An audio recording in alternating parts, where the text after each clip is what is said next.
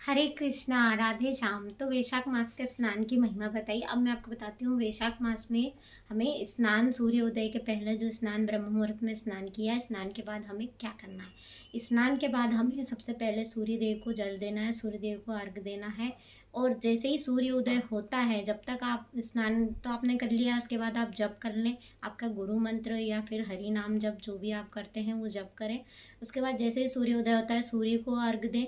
सूर्य को अर्घ देने के बाद आप यम देवता को अर्घ देंगे, क्योंकि धर्मराज जी को अर्घ दिए बिना वैशाख के स्नान का फल आपको मिलेगा ही नहीं। इसीलिए यम देवता को अर्घ जरूर देना है।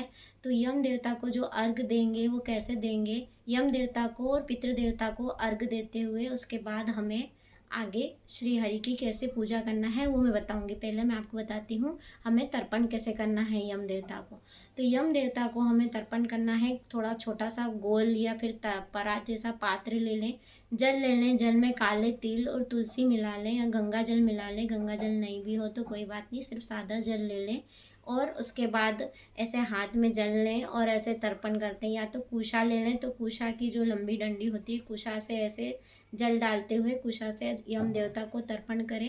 तो यम देवता का जो मंत्र है उस वो बोलते रहें, और जो 12 नाम है वो 12 नाम बोलते हुए एक एक बार यम देवता को तर्पण करें। वो मंत्र और 12 नाम मैं आपको डिस्क्रिप्शन में दे दूंगी, उसमें से आप पढ़ लेना, उसमें से आप कर लेना। उसके बाद हमें पितृ देवताओं को तर्पण करना है गीता का 7वां अध्याय पढ़ के। अगर गीता का 7वां अध्याय पढ़ने इतना टाइम नहीं है तो आप सुन के भी कर सकते हैं।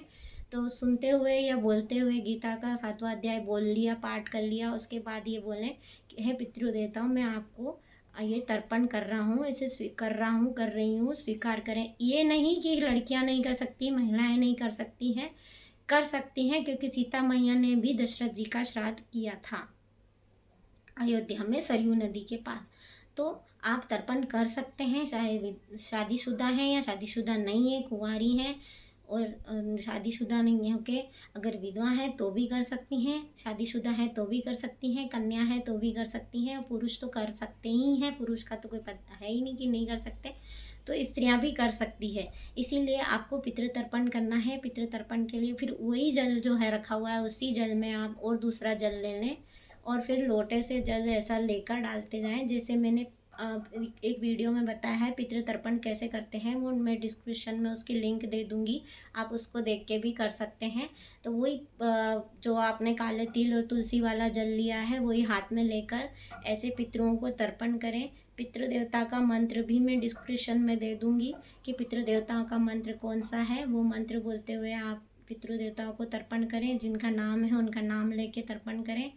उसके बाद हमें क्या करना है, उस जल को उस इस पूरे टाइम पे दिया जलता होना चाहिए या धूप बत्ती जलती हुई रहना चाहिए। उसके बाद उस जल को आप पीपल में डालें या फिर वट वृक्ष में या बिलपत्र में डालें।